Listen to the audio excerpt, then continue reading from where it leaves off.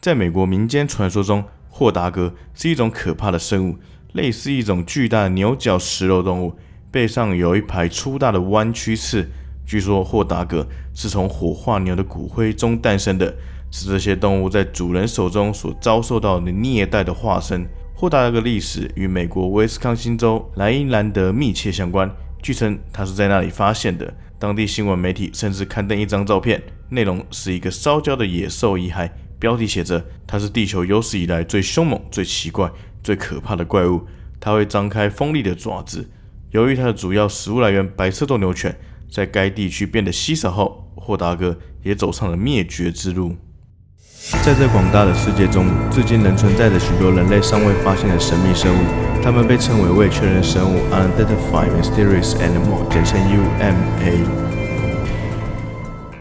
探索未知，追求真理。欢迎来到今天的 UMA 档案，各位朋友好，我是调查员 Jester。1893年报纸报道了威斯康星州莱伊兰德镇发现的霍达格。文章称，霍达格有着青蛙的头、巨型大象的笑脸、巨大的爪子衬托出粗短的腿、恐龙的背部以及末端带有毛的长尾巴。这些报告是由威斯康星州著名的伐木工人尤金所述。他甚至召集了一群当地人来捕捉这只动物。这个小组报告说，他们需要使用炸药才能来杀死这只野兽。好的，综合以上所说，今天要介绍的生物霍达格基本上符合了许多神秘生物的套路，那就是在外形上结合了许多种生物的特征在一起，然后还有着非常夸张的叙述，无论是对体型或外形，但却跟现今生物学的理论相差甚远，基本上是不太可能演化出这样的生物。没错，今天就先直接破梗，霍达格就是人类虚构出来的产物而已。但由于它太经典，甚至还成为了官方的象征，今天来介绍有关霍达格有趣的故事。现代人类对于网络的依赖可说是到了顶点，但其实在现实的网络世界中充满着许多治安危机，我们需要使用 VPN 来保护我们的隐私。VPN 虚拟专用网络可以保护你的线上隐私权，并保护你的资讯不受骇客的影响。而 Private Internet Access PIA 就是网络安全的绝佳守护者。VPN 供应商 PIA 在全球总计超过3000万次下载，也是少数支持 P2P 档案共享的 VPN 供应商。它可以让使用者能更安全地在网络世界畅游，不让骇客或有心者收集你隐私的资料。而杰斯特，我身为网络世界的调查员，我秉持着匿名的身份，在网络世界的时间也相当长，对于治安隐私的议题更加重视。所以使用 PIA， 我可以更放心地深入网络世界，去发掘更多有趣不为人知的故事分享给大家。另外，现在许多人都在网络平台上欣赏电影或影集，但像是 YouTube 或 Netflix 等串流平台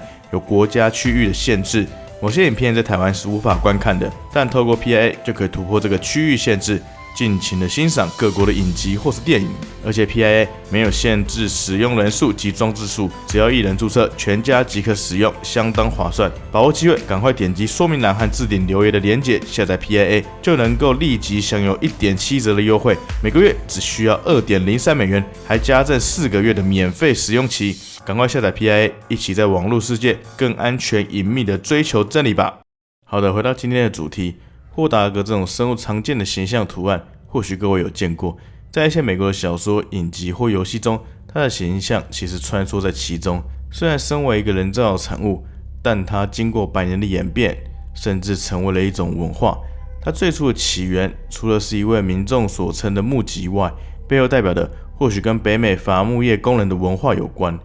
可怕的生物是20世纪初北美伐木业里口头传说中不可或缺的一部分，可以说是重要的一种文化。毕竟在拓荒时期，伐木工人去开垦原始的树林，本来就容易碰到对未知的恐惧或奇怪的事物。在100年前科技和民智还不发达时期，很容易看到不常见的生物就误认为是怪物。而可怕的生物就是这些口耳相传的怪物们。或许其中有一些是确有类似的目击，但更多的都是伐木工人们间消磨时间的口述产物，像是一个人漫不经心谈论在野外遇到的奇怪的声音和景象，而另一个同伙则讲述了一个类似的故事，甚至加油添醋上去，就形成了一个口述的怪物。之前介绍的华岩爆裂鲸、加卡洛普，包含今天的霍达格，都是当时的口述传说生物之一。虽然官方记载最早讲述霍达格的人是尤金，但可能背后的起源更早。1800年代，当时的莱茵兰德是美国重要的木材小镇，伐木工人间就流传了一个怪物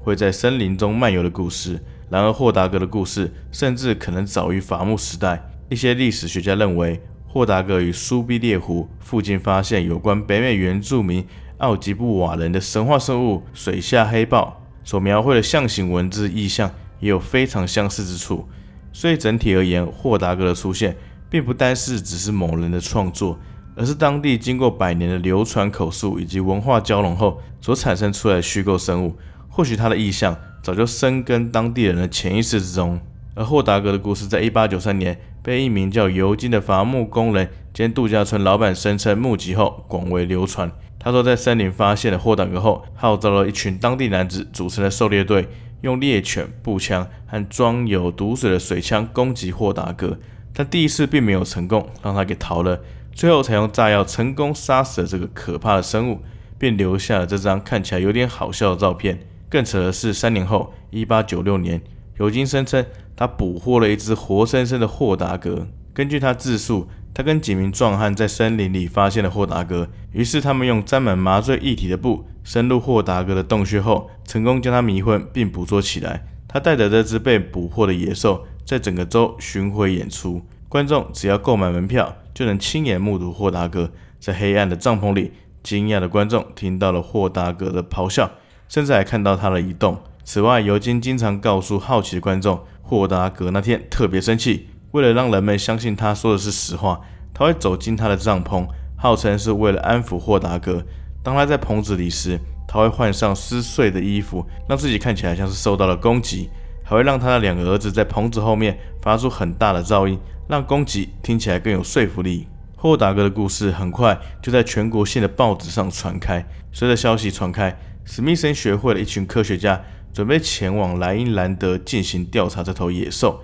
直到那时，尤金才承认，所谓的猛兽霍达格只是一场骗局，它只是由木头和牛皮制成的模型生物，只能在通电后移动，根本不是真正的生物。随着尤金的自白，霍达格的闹剧也告一段落，甚至还有些观众气得要尤金退费。虽然这个被创造出来的生物是个骗局，但因为前面所讲的当地历史文化融合交织的影响，使得霍达格没有那么容易被当地人给忘却。甚至霍达格还成为了威斯康星州莱茵兰德镇的官方象征，到处都可以看到他的身影。他是莱茵兰德高中的吉祥物。每年夏天，霍达格乡村音乐节会吸引成千上万的乐迷来到这狂欢，甚至还有座公园也以他的名字作为命名。当地有许多企业或是商品有霍达格的出现，基本上莱茵兰德这个小镇将永远的与这个传奇生物联系在一起。而霍达格也出现在一些影视作品中，像是2012年的 Scooby 其中一集，霍达格就客串了一个角色，就叫做恐怖霍达格，